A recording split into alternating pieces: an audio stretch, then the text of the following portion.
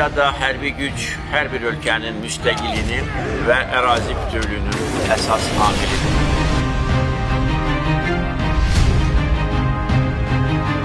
Güclü ordu yaratdıq, ən müasir silahlar aldıq və gənc nəsil yetişdirdik.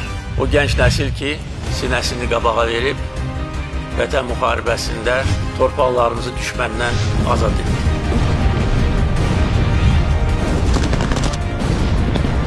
Siyasi iradə, iqtisadi güc, müstəqil siyasət, güclü ordu, vətənpərvərlik və gənc nəsil. Bütün bu amillər və digər amillər bizim qələbəmizi şərtləndirdi.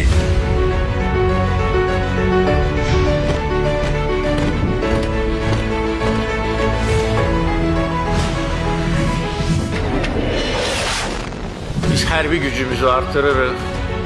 Həm Xəzər dənizində, həm bütün digər silahlı növlərimizin inkişafı ilə əlaqədar.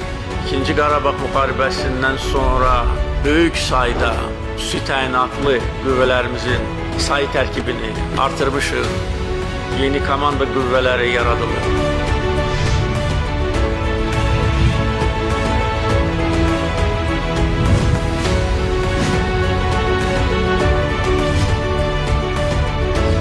Bizim təhlükəsizliyimizin garanti biz özümüzük.